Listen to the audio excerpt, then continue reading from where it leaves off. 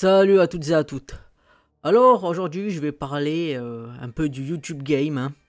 YouTube, les gros YouTubeurs se cassent, la plateforme est-elle en pleine crise? Alors, tout d'abord, je prévois au moins que je la sortirai en 2023, mais j'aimerais faire vraiment une vidéo sur YouTube, sur beaucoup de choses, différents points. Est-ce que YouTube c'est la télé, des alternatives, ce genre d'éléments?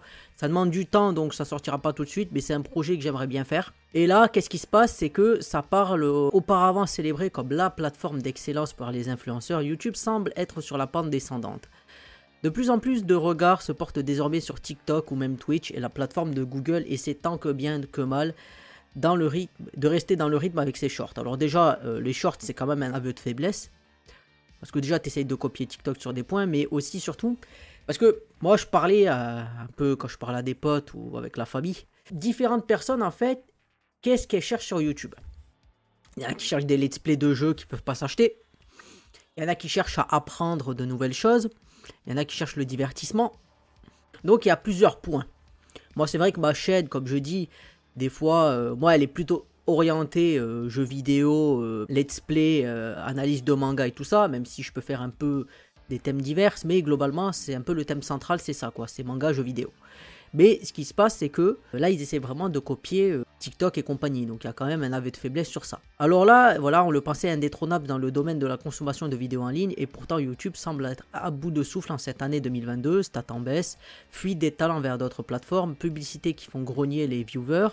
Hein. Aussi, le coût des pubs, c'est marrant parce que tu peux avoir sur une site, par exemple, une vidéo qui dénonce des arnaques. Tu peux avoir une pub sur du dropshipping ou ce genre de conneries. Donc je trouve ça amusant en fait. C'est vraiment la... Voilà, ils mettent des pubs parce qu'on les paye. Et puis voilà, hein. La fameuse vidéo, bon moi j'avais fait la vidéo sur One Piece, hein, One Piece Red, je vous dévoile l'arnaque. D'ailleurs, cette vidéo qui avait été considérée comme une vidéo d'arnaque alors que je dénonçais une arnaque, j'ai fait appel, mais ce genre de choses va se multiplier, je pense, clairement. Donc là, la colossale plateforme de Google n'est plus toute seule sur le marché et peine à retrouver des couleurs au moment où les contenus vidéo courts et les feuilles rayonnent. En réaction à ce changement de paradigme, YouTube mise gros sur les shorts, voilà, sont fustigés par... voilà. Alors le short, le principe d'un short pour moi c'est qu'il y a un petit truc drôle et tu le fais. Mais clairement, j'ai envie de te dire, moi par exemple ma chaîne, j'aime bien faire des displays, des analyses. C'est sûr que les shorts c'est pas trop ce que j'aime faire. Après s'il y a un petit truc qui me fait rire, pourquoi pas. Mais à ce niveau-là, c'est vrai que c'est quand même un aveu de défaite, je dirais. Là, YouTube, voilà, un YouTube le très récent appel à l'aide de Cyprien, tout premier francophone à rassembler 10 millions d'abonnés sur YouTube, sonne comme un symbole en cette fin d'année 2022. Oui, bon, ce qu'avait dit Cyprien, bon, il parlait du fait, alors bon, on peut regarder ici, mais il parlait du fait, voilà, que pour eux, son truc là, Fujisan, là, il disait, j'avais vu... bon, je crois qu'il fait 1 million de vues avec 1,3, j'avais vu récemment un peu. Bon, après déjà, faut arrêter ce délire de le travail que tu fais n'est pas proportionnel au nombre de vues. Hein. Je veux dire, j'en sais quelque chose. Hein. Les vidéos que je fais, comme l'analyse de Zelda Majora's Mask, le résumé de la première partie de Twilight Princess, les analyses que j'ai faites sur Zelda, c'est pas celles qui sont le plus vues. La plus vue, c'est l'épisode de One Piece. Aujourd'hui, il est en retard, quoi. Ou alors des actus sur les mangas qui me demandent quasiment aucun temps de montage et qui renseignent les personnes sur des infos pour qu'elles évitent de galérer. Mais clairement, et puis après, voilà. C'est donc aussi, là, ça n'a rien à voir. C'est que les gens, peut-être, ça ne les intéresse pas. Ils t'ont suivi pour un certain type de contenu. Et là, le contenu ne convient plus. Donc là, c'est pas forcément la faute de YouTube à ce niveau-là, quoi. Donc là, je pense pas que c'est ça, forcément. Je pense que là, c'est pas forcément... liés. Il n'y a pas forcément une corrélation entre les deux choses. Même très travaillé, certains concepts de vidéo ne marchent plus aussi bien qu'avant. Les habitudes de consommation changent et les créateurs de contenu s'en rendent compte. Le problème, c'est toujours ce problème de dire, en fait, que tu te rends compte que, comme je l'ai dit, l'investissement que tu fais dans une vidéo n'est pas proportionnel à la retombée qu'elle aurait. Ça ne se voit pas en surface, mais YouTube est en pleine crise, stats qui chutent, contenu qui change, gros youtubeurs qui se cassent. Normalement, à Noël, ça bombarde, mais là... Donc voilà, Twitch et TikTok prennent de plus en plus de place dans le cœur des communautés les plus jeunes et voilà, les formats de vidéos longues qui ont eu longtemps la cote sur YouTube génèrent moins de clics qu'avant. C'est surtout que maintenant on est aussi dans un côté, les gens ont la flemme. Que ce soit des reportages, des choses qui font quand même réfléchir, ils ne veulent pas. Même Pokémon a dit, oui mais le monde est dur, tout ça, on a fait en sorte que la difficulté du jeu diminue. Donc, tu te poses une question quand tu as ce genre de phrase, tu te dis mais il y a un problème quelque part en fait. Et c'est ça, et les gens n'ont plus envie de regarder un reportage, une analyse qui durait 30 minutes, même s'il y a certaines chaînes qui sont excellentes, hein. Voilà, je pourrais vous les présenter dans une vidéo dédiée à ça, mais voilà, il y a des chaînes qui sont très bien d'analyse que j'adore regarder, mais ce qui se passe, c'est que clairement, maintenant, les gens, ils veulent un truc simple, hein, ils veulent, par exemple, tu balances des marshmallows dans la piscine, ou ce genre de conneries, quoi. Des concepts simples qu'ils peuvent comprendre, parce que le cerveau, quelque part, le temps de cerveau n'est plus disponible. Contrairement à ce qu'on disait avant, il y avait du temps de cerveau disponible, et on mettait des pubs. Maintenant, le cerveau n'est plus disponible pour quoi que ce soit. Donc, voilà, moi j'ai dit aveu de faiblesse, clairement, voilà. Les shorts prennent une place dans l'algorithme et fait tourner très très vite le référencement, ce qui fait que le contenu à froid, beaucoup plus long à produire et moins visible. Ajoute à ça des pubs longues et impossibles à passer, on se retrouve vers un déclin très lent, voilà. Ah, je suis chouiné. Mais de toute façon, voilà, de toute manière, clairement, c'est ce qui va arriver. Mais le problème, c'est que c'est toujours la question des clips. Mais ça, j'en reviendrai après dans une autre partie. Alors, il y a l'autre partie aussi, consigne relative à la violence. Non, c'était pas ça, c'était la violence. Langage inapproprié. Alors, j'aime bien. Langage inapproprié. Les contenus comportant des grossièretés ou du langage vulgaire au début ou dans la majeure partie de la vidéo sont susceptibles de ne pas être adaptés aux annonces. L'emploi occasionnel de grossièreté, dans des clips musicaux par exemple, ne signifie pas nécessairement que la vidéo est inappropriée pour les annonceurs. J'aime bien. Dans les clips musicaux, ils savent très bien que RT Series et compagnie, ils ont augmenté. Ils savent que maintenant les clips de rap, je veux dire, tu prends les clips de rap, c'est ça qui fait quand même beaucoup de vues. Ils peuvent pas se tirer forcément une balle dans les pieds. C'est pour ça qu'ils précisent dans des clips musicaux. Mais par exemple, dans un let's play, est-ce que ça fonctionne? Je veux dire, il y a beaucoup de personnes et je parlais chez Choudé, il va y avoir des problèmes, hein, parce que si tu dis des gros mots un peu, mais c'est quoi ce un peu aussi? Y a-t-il une fréquence? Genre, dans une vidéo, on tolère que tu dises 3 insultes, tu sais, c'est un peu comme quand tu fais un rapport, on va dire 10 fautes par page, bon, on te met un -1 à chaque fois, tu vois. Est-ce que c'est vraiment chiffré? Parce que là, c'est subjectif, hein. L'emploi occasionnel. Ça veut dire occasionnel, bon, je vais chercher un peu, mais qu'est-ce que ça veut dire pour eux, hein? Il n'y a pas vraiment 10-15%, c'est assez difficile. Donc il y a un petit problème à ce niveau-là, quoi. Après, violence, bon, le problème c'est que c'est très subjectif aussi, parce que tu peux présenter quelque chose, ah mais il y a de la violence, tout ça, non, non, non. Mais comme je dis, c'est vraiment subjectif. Les vidéos peuvent être sur YouTube, toi tu fais juste un remix ou quoi, ah ben ça y est, ta vidéo, c'est vraiment inquiétant, je trouve. Ensuite, on a quoi? Voilà, c'est ça. Ils vont nous quitter en 2023. Il est mort le YouTube Game. Attention, spoiler, le YouTube Game va mourir dans les mois à venir. Voilà, 20 minutes fait son éloge funèbre. Alors là, qu'est-ce qu'ils disent? Vous pouvez juger ça malsain au porte-poisse, mais voilà la triste réalité. Les rédactions ont l'habitude de préparer des nécrologies de personnalités qui risquent de nous quitter dans les mois à venir, ne reculant devant rien pour plus de transparence. 20 minutes a décidé de dévoiler quelques-unes des nécrologies que nous avons mis au frigo pour 2023. Aujourd'hui, nous vous dévoilons la nécrologie du YouTube Game. C'est le pire tournage, voilà, bon ça c'est, voilà, il se plaint. Bon après là, c'est pas forcément la faute de YouTube aussi. C'est juste que bon, les gens ne sont pas intéressés. Et ça, encore une fois, moi je distingue deux choses. Les gens peuvent ne pas être intéressés. Et après, des règles abusives de la plateforme pour se tirer des balles dans le pied ou faire chier les gens. C'est deux choses qu'il faut distinguer. Après voilà, la vidéo a été vue que 430 000 fois. Moi j'aimerais bien que mes vidéos en 20 heures elles soient vues ça aussi. Aussi, voilà, sorcellerie de l'algorithme, ou alors que le YouTube Game est destiné à une mort certaine. Car oui, si vous fréquentez la plateforme depuis plusieurs années, vous ne serez pas étonné de constater l'écart, voire le fossé qui se creuse entre YouTube et les autres plateformes Instagram, TikTok en tête. Certains créateurs de contenu historique, on voit leur vue diminuer et leurs revenus. Et surtout leurs revenus, c'est ça le côté. Une plateforme en perte de vitesse, une des raisons de cette mort annoncée, c'est tout d'abord la perte de vitesse de la plateforme en elle-même. Concurrencée de toutes parts, d'autant que la guerre semble être déclarée. Donc pour les créateurs de contenu dont fait partie les stars du YouTube Game, on voit un TikTok un médium concurrent et pour certains complémentaires. Pour les deux plateformes, c'est également la bataille des revenus, voilà, des créateurs qui se suivent et se ressemblent. D'autant que certains vidéastes sont présents depuis plus de 15 ans, voilà. Sachant que ça, c'est un point où on pourra en parler plus tard, hein, parce que j'ai préparé un peu des fiches. Des visages connus et reconnus du grand public ont dû s'adapter à un public qui ont grandi avec le YouTube Game évolue et change, voilà. En témoigne le succès de YouTuber Gaming, et voilà. Qui sont aussi présents sur Twitch. Voilà, il faut de nouveaux concepts, blablabla. Du côté des influenceuses beauté et lifestyle, les vidéos se suivent et se ressemblent. Des vlogs aseptisés en placement de produits à peine déguisés. Un écosystème secoué par des scandales. Démantèlement de ses idoles, hein, se sont vus accusés de faits très graves. Du premier tweet de Squeezie à l'ouverture d'enquête judiciaire. Le hashtag balance ton youtubeur, voilà. et Norman. Bon, ils en parlent pour moi, donc voilà. Après, il y a la démonétisation de la chaîne de Normal et tout ça. De Normal, j'allais dire, bon, je vais appeler Normal, hein, quelque part. Normal fait des vidéos. Et après, voilà, c'est aussi celle, voilà, démonétisée. Et c'est, voilà, c'est peut-être pas à jour son article parce qu'il y a celle de Norman qui a été démonétisée, voilà, Experiment Boy ou Marvel Fitness. Mais également, sachant que son procès, maintenant, il a fait quand même sa peine, hein, Marvel Fitness, donc je trouve que c'est quand même injuste, hein, la justice, voilà, quelque part, il a payé sa dette. Après, on peut discuter de l'affaire si légitimement ou pas, est-ce qu'il méritait ce qui lui arrive. Mais en tout cas, la justice aurait fait son office, en tout cas a mis une sanction. Donc là, pour le coup, YouTube est encore plus royaliste que le roi, c'est-à-dire la justice l'a laissé sortir de prison, mais là, YouTube, non. Je sais pas si elle a encore démonétisé sa chaîne. Après, mais je trouve que c'est quand même assez injuste. Mais également de renforcer son arsenal de sanctions. Voilà. Et je pense que c'est surtout ça le problème, son arsenal de sanctions. Ainsi, la plateforme pourra prendre certaines mesures en cas de comportement inapproprié, y compris en ligne. Ça veut dire, là c'est vraiment, qu'est-ce que ça veut dire inapproprié? Je veux dire, il y a la justice, voilà, si tu t'es battu, tu as fait des choses. Après, ouais, comme je dis, la justice, on peut discuter ou non de sa partialité ou de son impartialité. Mais là, n'est pas le sujet. Le sujet, c'est de dire que si, même la justice pourrait ne pas te condamner à quoi que ce soit, mais YouTube, ah, mais c'est pas bien et tout ça.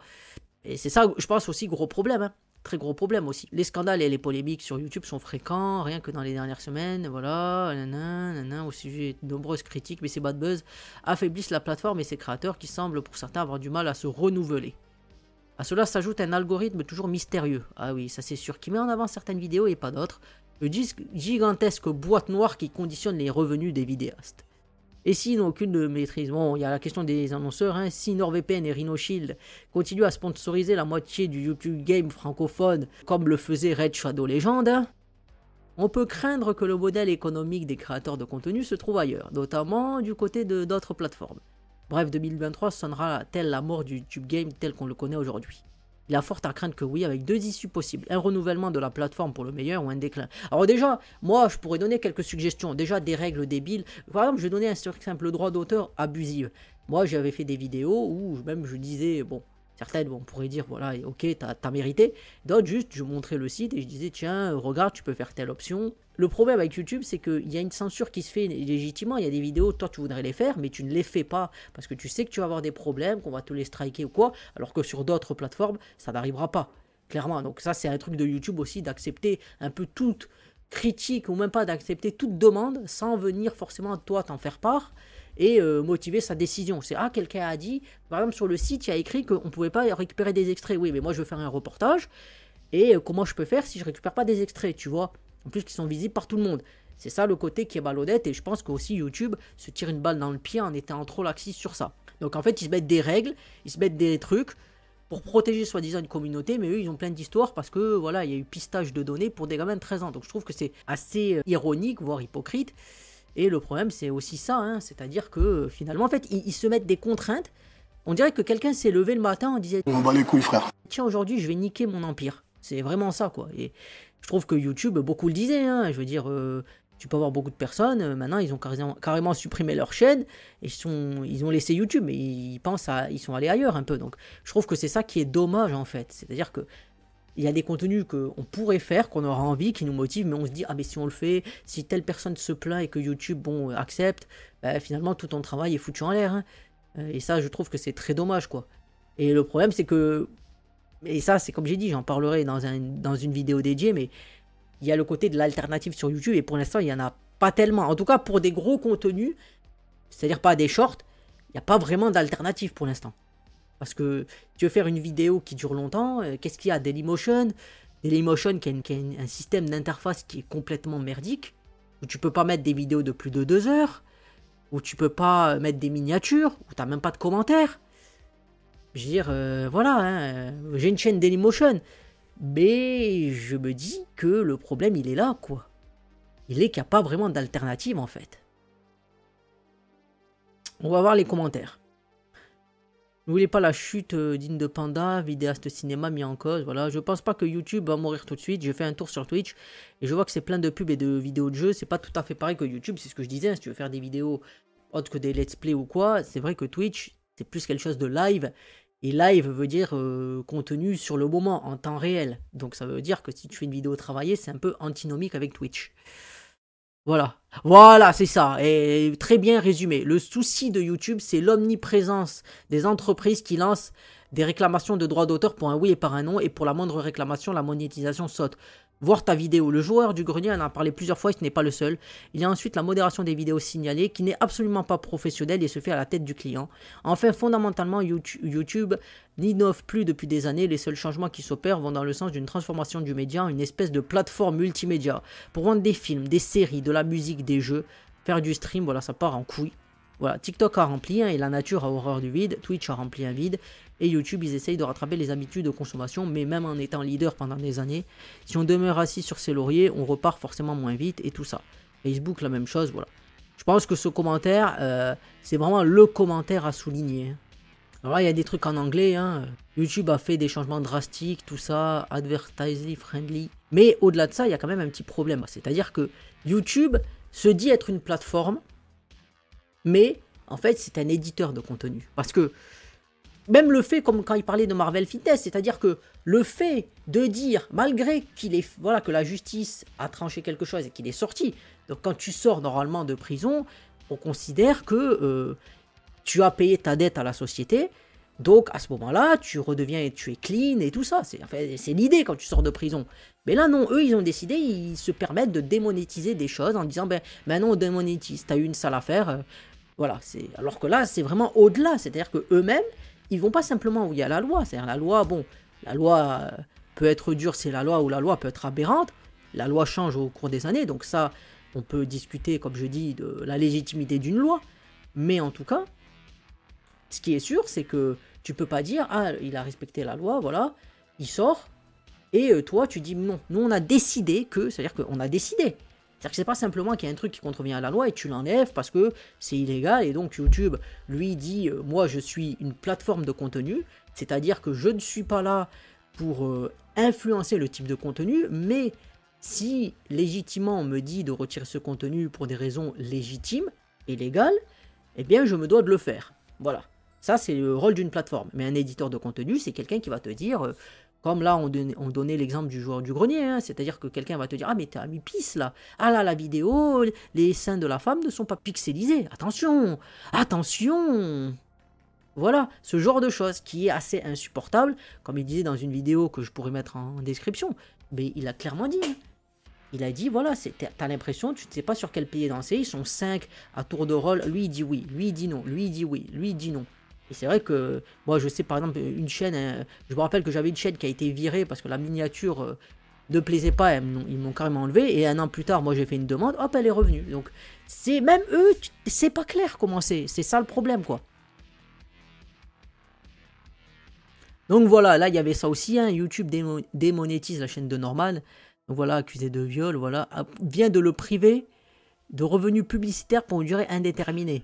Mais tu vois, c'est ça le côté aussi qui est hypocrite.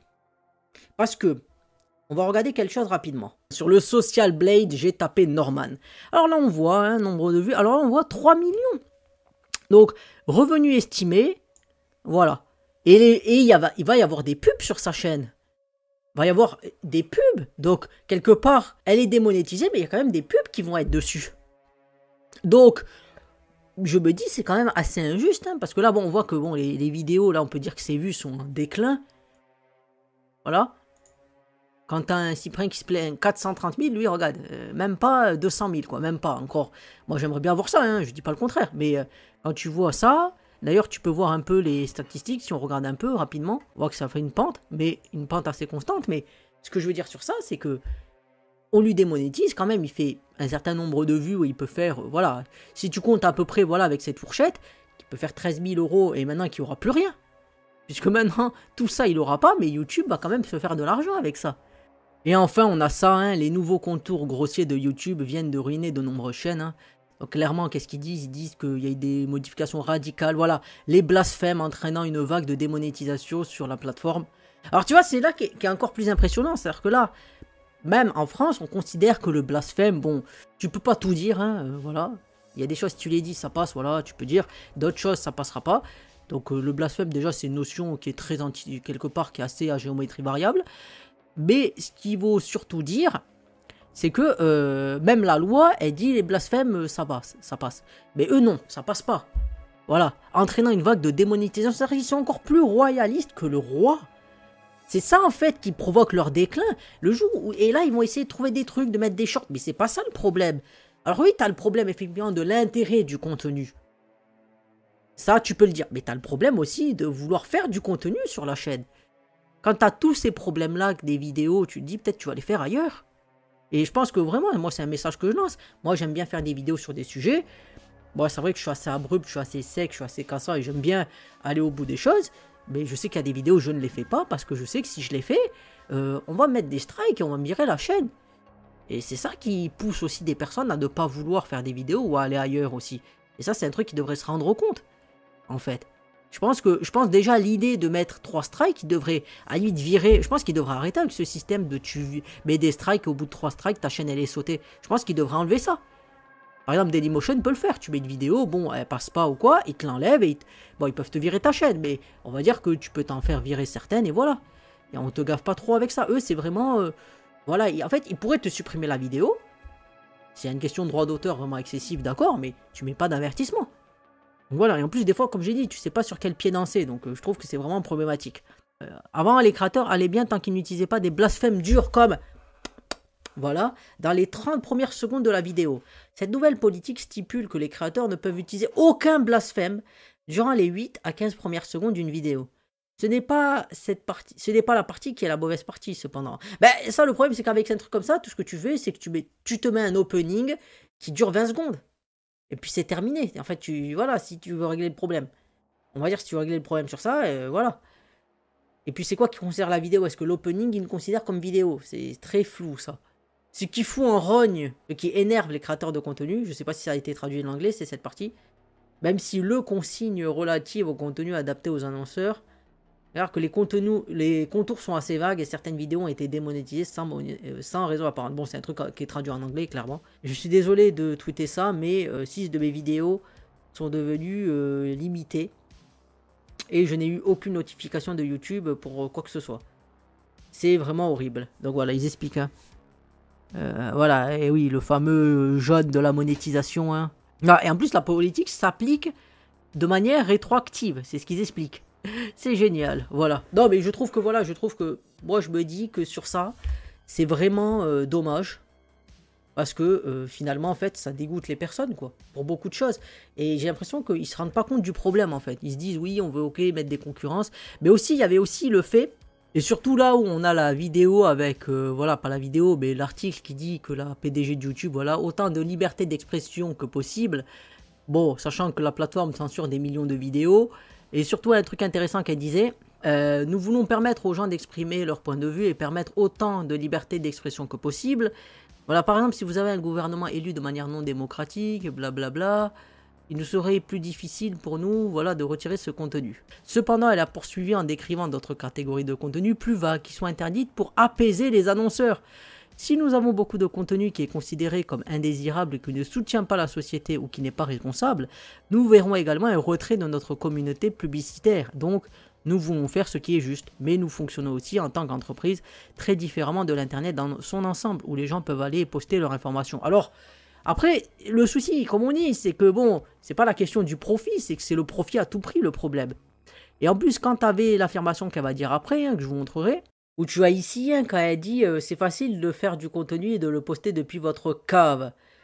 Voilà, donc nous donnons plus d'attention aux sources officielles. Voilà, j'aime bien de le poster de votre cave, hein, retenez bien ça, quand on sait que voilà, elle est passée du garage Google aux manettes de YouTube.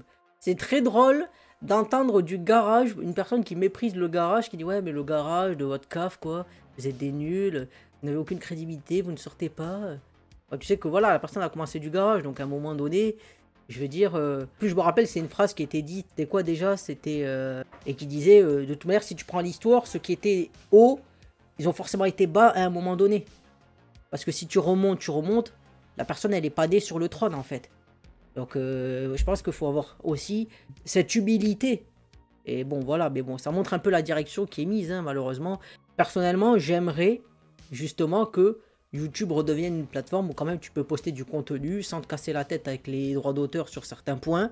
Pas se dire, ah tiens, je mets ça, mais peut-être que parce que j'ai mis ça, voilà, va y avoir un problème, sachant que malheureusement, tu peux dire ce que tu veux si la personne, elle dit j'ai demandé. Le juge, il est aussi parti, donc va y avoir un problème. Et puis, moi je dirais juste que la preuve que sur certains sites, tu peux mettre ce contenu, montre bien que ils se disent sur ce site, soit on va pas se casser la tête à demander.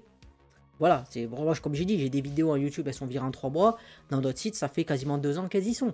Donc voilà, il y a aussi ce côté-là sur lequel YouTube pourrait jouer pour faire en sorte que les personnes soient plus motivées pour rester. Voilà, je vais terminer la vidéo ici. Hein. Si vous l'avez aimé, pensez à commenter, à liker, à vous abonner. Ça fait plaisir, ça aide à faire grandir la chaîne. Et pensez aussi à aller sur mes autres chaînes. C'est vrai que je le dis pas souvent. J'ai ma chaîne Dailymotion en description. Si vous voulez y aller, aussi Odyssée, si vous voulez faire un tour, pensez à y aller. Des fois, je mets du contenu que je peux pas mettre sur YouTube. Et j'espère peut-être que ce contenu pourra être mis sur YouTube. En tout cas, que je puisse le mettre de manière à me dire de pas être forcément... de me faire une auto-censure, quoi. Parce que c'est vrai que c'est assez fatigant. C'était Moedra, moi je vous dis salut. Et à plus pour une prochaine vidéo.